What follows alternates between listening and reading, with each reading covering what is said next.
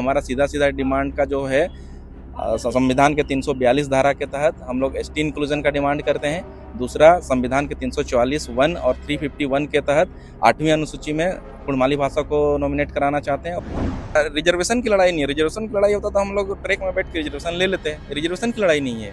हमारा जो पहचान है, हमारा जो अस्मिता है, उसको बचाने का ये आंदोलन है। उनके जो मेन लीडर हैं, जो पूरे झारखंड राज्य के मुखिया हैं, जेएमएम के सुप्रीमो आपका हेमंत सोरेन जी, वो चुप्पी साधे हुए हैं। क्यों? क्योंकि उनको पॉलिटिक्स करना है। वो हम लोग को गैर सरकारी आदिवासी बोला गया। 1990 का नोटिफिकेशन है झारखंड सरकार का कि हम लोग गैर सरकारी आदिवासी हैं। तो हम लोग ऑलरेडी आदिवासी हैं। हमें सिर्फ एसटी में सूचीबद्ध कराने का हमारा जो डिमांड है आर्टिकल 342 के तहत, ये संवैधानिक मांग है कि कहीं पर भी समाज का विरोधाभास नहीं है। ये विरोधाभास कुछ खास धर्म को मानने वाले लोगों का है और ये विरोधाभास सिर्फ पॉलिटिकल है। ये कोई सोशल विरोधाभास नहीं है, भड़काया जा रहा है। जोहार झारखंड, आप देख रहे हैं विमर्श न्यूज। मैं हूं आकाश आपके साथ। कुर्मी समुदाय और कुर्मी समाज का आंदोलन अभी चल रहा है। एसटी कोटे की मांग कर रहे हैं ये लोग। और अभी रेल टेका डहरे चेका आंदोलन किया गया था झारखंड, उड़ीसा और बंगाल के विभिन्न इलाकों में। साथ में अभी जमशेदपुर में एक मीटिंग चला था देवेंद्र सेवा संघ में, जिसका आयोजन किया गया था कुर्मी समाज के द्वारा। तो इसमें क्या रणनीति बनी, क्या कुछ निर्णय लिया गया, इस पर आइए बात करते हैं। हमारे साथ अमित महतो हैं, जो कि सदस्य हैं और कुर्मी समाज के बड़े नेता हैं। साथ में कुर्मी आंदोलनकारी भी कह सकते हैं इनको। आपका स्वागत है विमर्श न्यूज में। सबसे पहले आपके सभी दर्शकों को मेरा झारखंडी जोहार। आज बेसिकली समीक्षा तो रणनीति क्या बनी और क्या निष्कर्ष निकला और आगे क्या आयोजन करेंगे, इस पर क्या कहना है? आज समीक्षा बैठक था बेसिकली पूरे तीनों राज्य में जहां पर भी रेल टेका हुआ था, उनके 2-3 सदस्यों को यहाँ बुलाया गया था और पूरे तीनों राज्य के झारखंड, उड़ीसा, बंगाल में जो 100 लोगों का टारगेट था कि 100 जगह पर हम लोग का रेल टेका करना था, तो सभी के जहां पर भी आंदोलन हुआ था वहां के सदस्य लोग आए थे, जो ऑर्गेनाइजिंग टीम के लोग थे। और हम लोगों ने यहाँ समीक्षा किया कि आंदोलन में क्या त्रुटि रह गई, आंदोलन का क्या नेक्स्ट स्टेप होगा, इसका क्या आउटकम्स आएगा और आने वाले टाइम में कैसे हम लोग संगठन को और विस्तार करेंगे और आंदोलन को और तेज करेंगे। ये सारे विषयों पे हम लोग का टोटली डिस्कशन हुआ है। और आने वाले टाइम में हम लोग 40,000 गाँव में, पूरे कुर्मी समुदाय का जो छोटानागपुर पठार में बसवास करते हैं झारखंड, उड़ीसा, बंगाल में, तो 40,000 गाँव में आदिवासी कुर्मी समाज का संगठन बनाएंगे। और उस संगठन को बनाने के बाद हम लोग सेंट्रल कमेटी का भी गठन करेंगे, राज्य कमेटी का भी गठन करेंगे, फिर आपका जिला कमेटी का गठन होगा, पंचायत कमेटी का, ब्लॉक कमेटी का और विलेज कमेटी का हम लोग गठन करेंगे। गठन करने के बाद आंदोलन को और तीव्र करने की रणनीति बनेगी, सारा टीम गठन करने के बाद। अभी कहा जाता है कि आप लोग की जनसंख्या जैसे 24% आप लोग बोल रहे हैं, कुछ लोग बोल रहे हैं कम है, कुछ लोग बोल रहे हैं ज्यादा है। तो इसके जनसंख्या गिनने के भी कुछ निर्णय लिया गया है? जब 40,000 गाँव में हमारी बैठक होगी और गठन होगा तो ऑटोमेटिकली वो भी आ जाएगा। लेकिन ये तो सरकार का दायित्व है कि वो जो भी जातिगत जनगणना होने वाला है, तो अपना वो जातिगत जनगणना के तहत वो काउंट करे कि कौन से कम्युनिटी के कितने लोग हैं। और ये जनसंख्या का बात नहीं है। ऐसा नहीं है कि हमारा जनसंख्या ज्यादा है तो हमें अधिकार चाहिए, ऐसे कोई बात नहीं है। जनसंख्या अगर हमारा कम भी होता है और हमें जो हक अधिकार मिलना चाहिए अपने भाषा को बचाने के लिए, अपने नेगाचारी को बचाने के लिए, अपने जो हमारा कल्चर है वो उसको बचाने के लिए, तो ये कोई भी कम्युनिटी फाइट कर सकता है इसके लिए। तो इसमें ऐसे नहीं है कि जनसंख्या 24% है या 28% है या कुछ भी परसेंटेज हो, उससे इस हमारे डिमांड का कोई रिलेशन नहीं है। हमारा सीधा सीधा डिमांड का जो है संविधान के 342 धारा के तहत हम लोग एसटी इंक्लूजन का डिमांड करते हैं। दूसरा, संविधान के 344 वन और 351 के तहत 8वीं अनुसूची में कुड़माली भाषा को नॉमिनेट कराना चाहते हैं। और तीसरा, जो आर्टिकल 25 है संविधान का, जो राइट टू रिलीजन है, उसके तहत हम लोग एक अलग धर्म कोड का मांग करते हैं जो प्राकृतिक पूजक हो। तो आप लोग से एक सवाल और है कि ओबीसी में आप लोग की मान्यता दी गई है, तो ओबीसी में ही आरक्षण बढ़ाने की मांग क्यों नहीं की जा रही जो एसटी में मांग रहे हैं? ये आरक्षण का लड़ाई ही नहीं है। इसको कुछ राजनीतिक लोग जो हमारे दूसरे, मतलब ये सामाजिक चेतना की लड़ाई है, हाँ, ये रिजर्वेशन की लड़ाई नहीं है। रिजर्वेशन की लड़ाई होता तो हम लोग ट्रैक में बैठ के रिजर्वेशन ले लेते हैं। रिजर्वेशन की लड़ाई नहीं है। हमारा जो पहचान है, हमारा जो अस्मिता है, उसको बचाने का ये आंदोलन है। ये रिजर्वेशन का नहीं है। ये भड़काने के लिए लोग हमारे एसटी भाई लोग को भड़का रहे हैं कि कुर्मी समुदाय आ जाएगा तो उनका 24%, 28% पॉपुलेशन है तो आपको रिजर्वेशन की हकमारी होगी। ये रिजर्वेशन की लड़ाई नहीं है। रिजर्वेशन की लड़ाई होती तो हम लोग ओबीसी में रहकर नहीं लड़ते। ये अपने हमारा जो मूल पहचान है, जो 6 सितंबर 1950 हमारे से पहले जो हमें अधिकार था, उन अधिकारों का ये डिमांड है। आज हमारा भाषा देखिए, कुड़माली भाषा हम लोग का खत्म होने के कगार पे है। किसकी रिस्पॉन्सिबिलिटी है? हम लोग वोट करते हैं किसी भी सरकार को, सेंट्रल गवर्नमेंट या स्टेट गवर्नमेंट को। उनकी तो एक रिस्पॉन्सिबिलिटी है कि किसी भी कम्युनिटी का, किसी भी जनजाति कम्युनिटी का भाषा को बचा के रखे, उनकी जाति सत्ता को बचा के रखे, उनका जो कस्टमरी लॉ है उसको बचा के रखे। तो ये पहचान की लड़ाई है, ये कोई जी। उसका लड़ाई नहीं है, रिजर्वेशन का लड़ाई नहीं है। कुछ लोग इसका विरोध भी कर रहे हैं, बोल रहे हैं कि हमारा हिस्सा कम हो जाएगा, जैसे आदिवासी जनजाति, अधिक कुछ आदिवासी जनजातियां। तो क्या ये आपकी लड़ाई आदिवासियों से है या फिर किस सरकार से है या फिर अपने हक की मांग है, क्या है? किसी के मतलब रिजर्वेशन या फिर कोई भी हक अधिकार का हकमारी नहीं होगा, क्योंकि पहले छोटानागपुर पठार में 13 जनजाति थे, ठीक है, हो, मुंडा, कुड़ुक, और जितने भी आपका हरिजन हो गया, घासी हो गए, हम लोग हो गए, संथाल, सारे लोग टोटल 13 कम्युनिटी छोटानागपुर के पठार में पहले एबोरिजिनल ट्राइब में थे, जिसको बाद में शेड्यूल ट्राइब में 6 सितंबर 1950 के बाद किया गया। आज 32-34 कम्युनिटी हैं।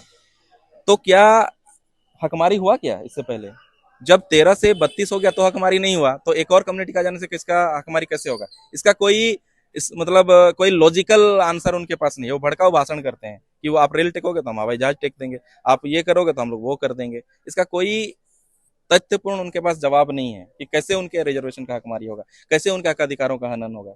एक भी आप देखिए लीडर कोई नहीं बोल रहा है। उनके जो मेन लीडर हैं, जो पूरे झारखंड राज्य के मुखिया हैं, जेएमएम के सुप्रीमो आपका हेमंत सोरेन जी, वो चुप्पी साधे हुए हैं। क्यों? क्योंकि उनको पॉलिटिक्स करना है। आप देखिए हमारे क्षेत्र में सारे एमएलए एमपी जो एसटी हैं, क्यों कुछ नहीं बोल रहे हैं? क्या वो उनके समाज को लीड नहीं करते हैं क्या?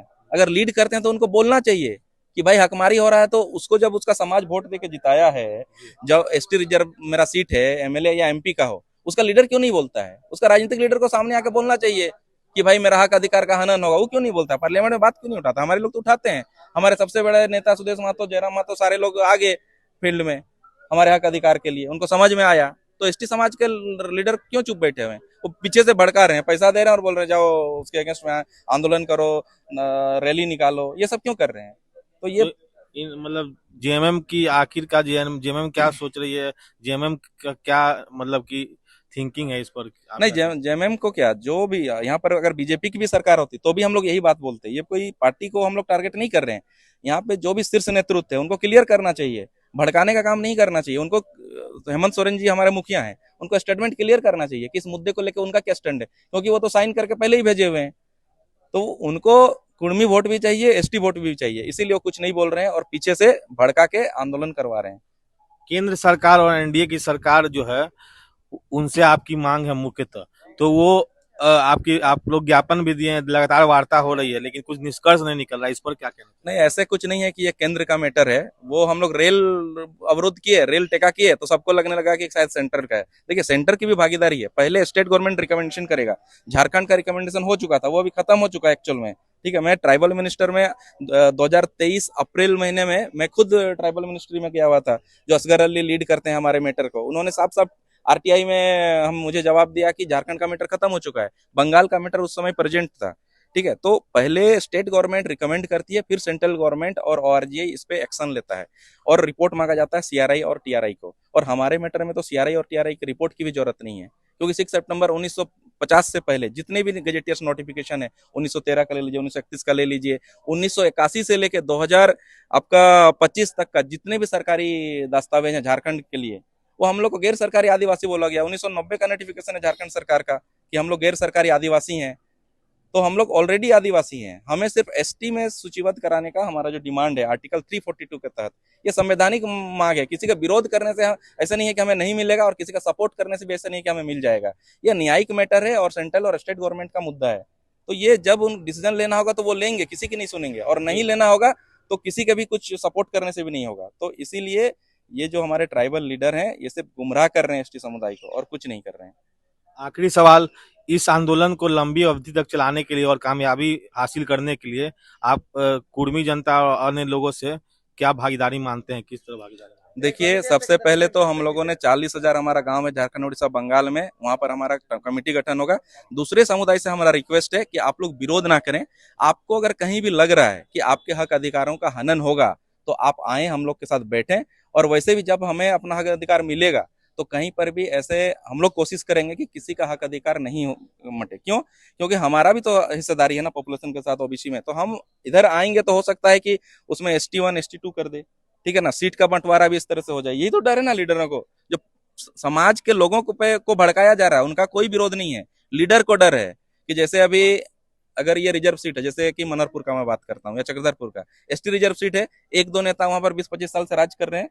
अगर हम लोग को भी मौका मिल गया वहां पर, हम लोग अगर ST हो गए तो हम लोग भी खड़ा होंगे। तो उनको डर है कि महतो का वोट तो फिर उधर चला जाएगा। तो उनको अपनी राजनीतिक पृष्ठभूमि कमजोर लगती है अगर हमारे उधर आने से। नहीं तो समाज में कोई दिक्कत नहीं है। मेरे गांव में ST भाई लोग और हम लोग दोनों मिल के जहरा में पूजा करते हैं, सब कुछ करते हैं। 12 माह से 13 पर्व, उनके पर्व त्योहार में हम जाते हैं, हमारे पर्व त्योहार में वो आते हैं। तो कहीं पर भी समाज का विरोधाभास नहीं है। ये विरोधाभास कुछ खास धर्म को मानने वाले लोगों का है, और ये विरोधाभास सिर्फ पॉलिटिकल है, ये कोई सोशल विरोधाभास नहीं है, भड़काया जा रहा है अभी। एक आखिरी सवाल, सरना धर्म कोड को लेके भी सवाल उठता है, तो उसमें आप लोग कहते हैं कि पहले हम लोग को राइट मिले फिर हम सरना धर्म कोड नहीं, हमारे डिमांड में तीनों चीज है, ठीक है। पहला है हमारा ST इंक्लूजन आर्टिकल 342 के तहत। दूसरा है हमारा कुड़माली जनजाति भाषा को संविधान के 8वीं अनुसूची में आर्टिकल 344(1) और 351 के तहत हम लोग का चाहिए। तीसरा हमारा जो डिमांड है आर्टिकल 25 के तहत, जो राइट टू रिलीजन बोलता है, उसके तहत हम लोग प्राकृतिक पूजक हैं। 12 माह से 13 पर्व हमारा होता है। हल करने से पहले हम लोग मिट्टी का पूजा करते हैं, हर एक हमारे ग्राम देवी भूता का पूजा करते हैं। तो आर्टिकल 25 के तहत हम लोग एक अलग धर्म कोड का मांग करते हैं। अगर सेंट्रल गवर्नमेंट और स्टेट गवर्नमेंट डिसाइड करता है कि सरना धर्म कोड प्राकृतिक पूजक का अगर धर्म कोड होगा, तो हम लोग को कोई ऑब्जेक्शन नहीं है, हम लोग तो सपोर्ट करते हैं। तीनों डिमांड के लिए हम लोग फाइट कर रहे हैं जी। तो जैसा कि अमित महतो जी का कहना है कि ये हम लोग की जो राइट है सेंट्रल गवर्नमेंट से तो है ही, लेकिन ट्राइबल जो स्टेट गवर्नमेंट है उनको पहले रिकमेंड करना होगा, तब जाके केंद्र के चर्चा में भी ये चीज आएगी। और केंद्र से तो हमारा डिमांड है ही। साथ में उनका ये कहना है कि सरना धर्म कोड को लेके और साथ में 8वीं अनुसूची में कुड़माली भाषा को डालने को लेके और ST में सूचीबद्ध करने को तीनों मांग हमारी है, और तीनों मांगों के लिए हम लोग अडिग हैं और आगे लड़ेंगे। एक और चीज, ठीक है, अभी अगर हम लोग कोल्हान की बात करें तीनों जिला में, तो एक हो समुदाय का जो हो भाषा है, हो जनजाति का हो भाषा है, उसको भी 8वीं अनुसूची में शामिल कराने का डिमांड है हो समुदाय का, ठीक है। लेकिन वो बृहत आंदोलन नहीं कर पा रहे हैं। आंदोलन करते हैं वो लोग भी अपने हक अधिकार के लिए।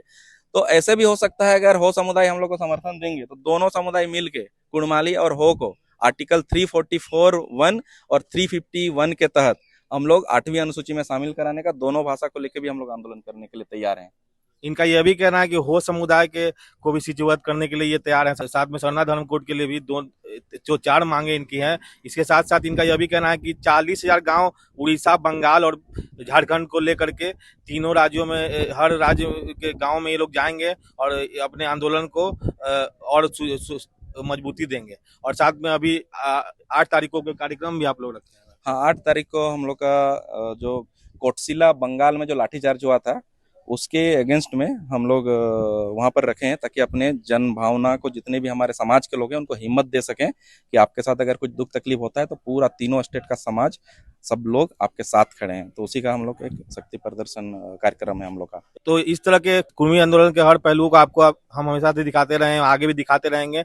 तब तक के लिए आप हमारे चैनल विमर्श न्यूज के साथ बने रहें, आपको हर पल का अपडेट देते रहेंगे। तब तक के लिए धन्यवाद। जय गुराम, जय गुराम, जय गुराम, जय गुराम। जिंदाबाद, जिंदाबाद, जिंदाबाद, जिंदाबाद, जिंदाबाद।